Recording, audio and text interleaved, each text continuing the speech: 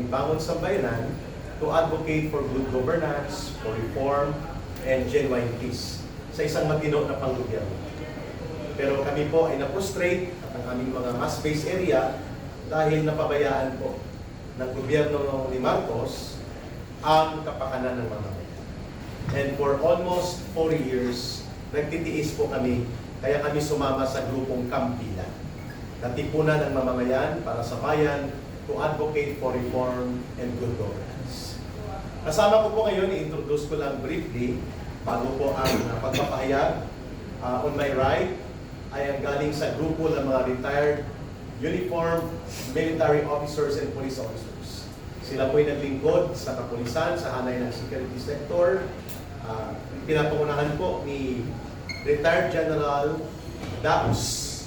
And then si former Captain, Navy Captain Ray Valeros, si Colonel Opriasa, and si Lieutenant Tadima. And of course, ang aming tagapangulo po ng 25 strong coalition members and alliance network of Kampilan.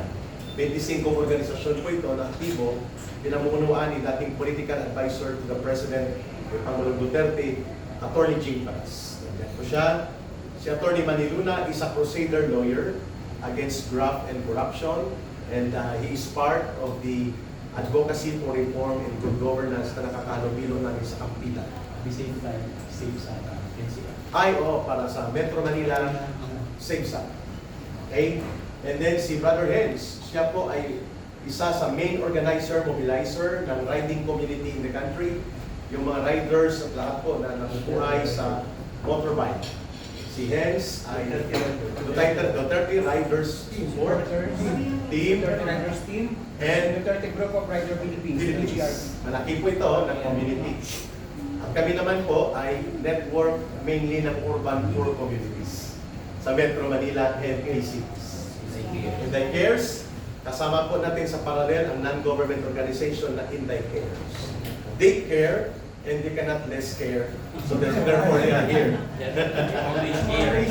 They always care. So ito po, una, number 1, malalap na po at malalim ang problema ng ating bansa. Paulit-ulit po ang mga paglubha ng kahirapan, kaguluhan sa politika, at ang tinatamaan po taong bayan, mga mamamayan. Democratic institutions are being destroyed systematically, never seen before since after the martial law sa tatay ni Bongbong Marcos Jr. And so therefore, kumilos ang taong bayan. Pero sa pagkilos na ito ng taong bayan, mga kababayan, nakita po natin na isang malaking kakulangan na nanawagan tayo ng pananagutan at ng paniningil ng taong bayan sa 1.9 trillion pesos na pandarambong sa mga ghost or mga substandard flood control projects. Nanawagan tayo sa pag-abuso at pagwaldas, pagkurakot sa pondo ng bayan, and yet, dinided ba tayo ni Marcos Jr.? I'm talking about yung tayo, yung mamamayang Pilipino. Wala siyang pakialam, at pagkos pinalala pa niya ang krisis politika at pinalala pa niya ang krisis sa ekonomiya.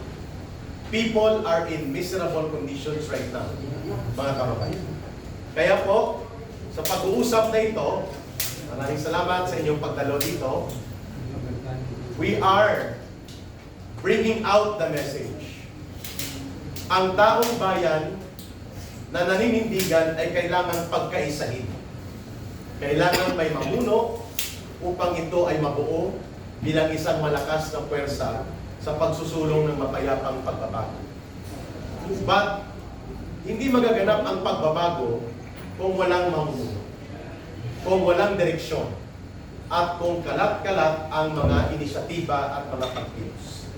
Wala kaming ibang nakikita sa grupo na ito at marahil sasabihin na rin namin, ang mayoriya ng sentimiento ng taong bayan, naniniwala sila that the legitimate alternative leader that can bring unity sa pagkilos ng taong bayan at pagbubuo ng tamang direksyon sa pagbabago at reforma sa gobyerno is none other than the Vice President, Sara Duterte.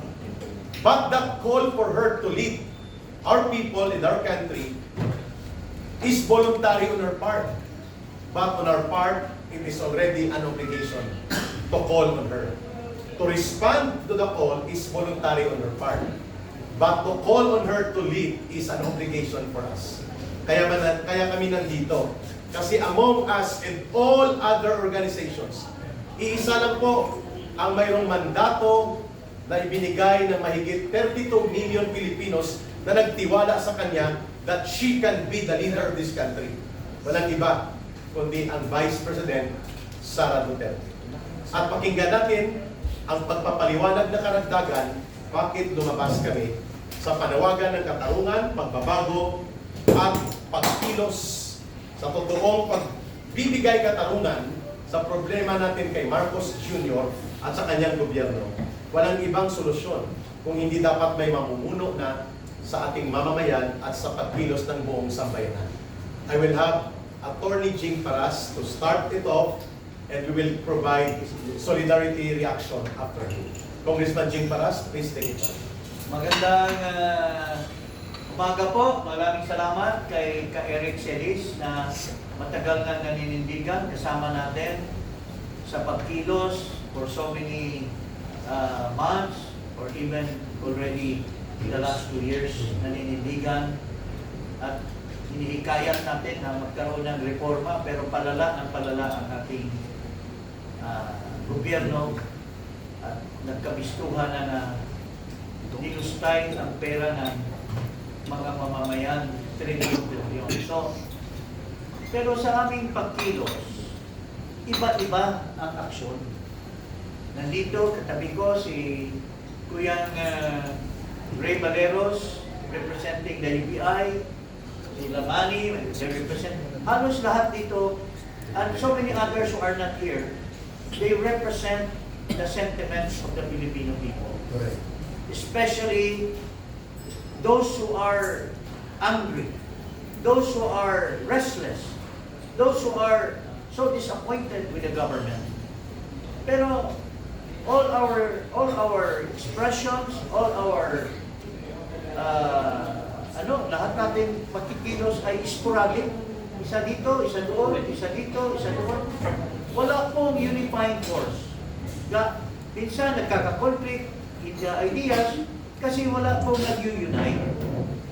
Kaya dumating kami, nagkasundo kami sa isang panawagan na hinikayat namin ang ating Vice Presidente Sara Duterte na lumabas na siya maninindigan bilang isang leader ng maraming taong bayan na nandyan lang sa kanilang pamamahay, nandyan lang sa kanilang trabaho, pero sa kanilang puso at diwa, sila ay galit na sa nangyayari, sa kahirapan nila, at saka sa mga iba pang harassment, persecution, weaponization of this government against them, just merely to express their grievance against the government.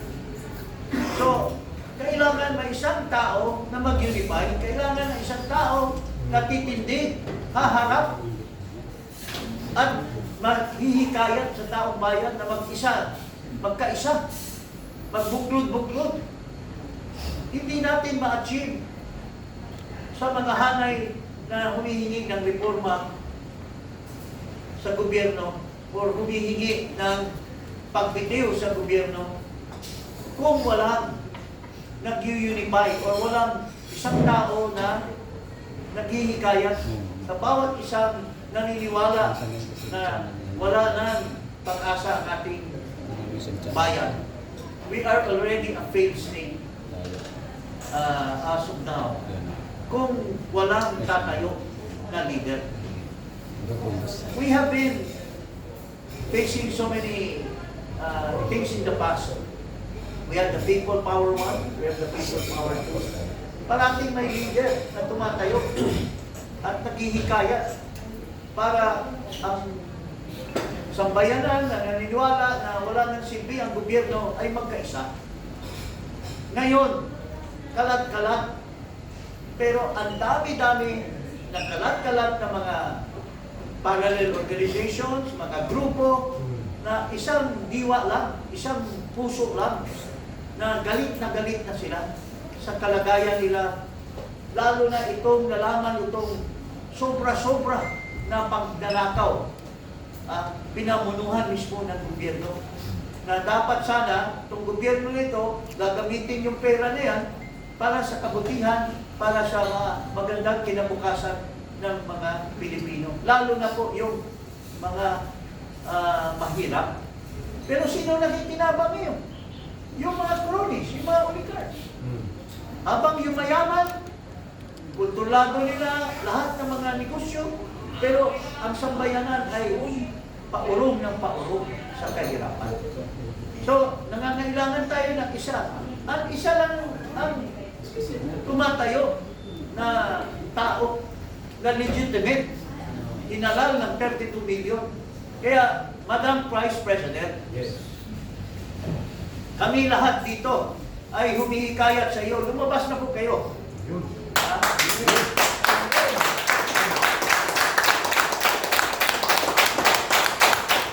Sabi ko kayo na tatakbo kayong presidente. Eh malayo pa yung eleksyon eh. Pero nung sinabi mo tatakbo kayo ng presidente, you have already declared that you will lead all of us. Pero if you're just inside your office, or you are just visiting a little number of people, you are not uniting all of us who believe in you as the true leader, eh wala pong mangyayari. Sa dami naming expression of grievance against the government, kalat-kalat po kami. Hindi kami magkabuo dahil hindi namin naririnig ikaw lumabas at hinihikayat niyo kami na magkaisa under your leadership, Madam Vice President. So, this is the time for you to wake up. Huwag mo na po ulitin, Madam Vice President, yung pag-asa namin sa iyo noong 2021, na ikaw na ang tinignan ng taong bayan sa survey. You are the real president. But you failed us at the time. You instead helped this bangag person. You helped him to become president. And look at what happened because of your help. Disaster. Naging disaster ang gobyerno. Nakulong pa yung tatay mo, nilapas pa sa ibang bansa. But we are not blaming you because these are decisions to have to be made. But if you fail in one, you should not fail in the second, ma'am. Kami po lahat, Madam Vice President, nandito po, tumitingala sa iyo to lead us now, or we will never have peace, we will never have reform. All the deeds in government will prosper as, they are being covered up by themselves. Especially grabbing power in the Senate.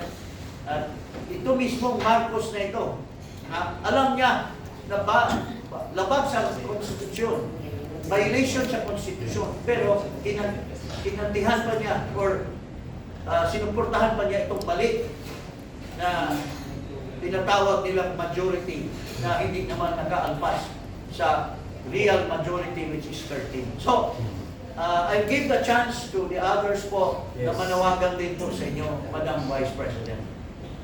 Please lead us.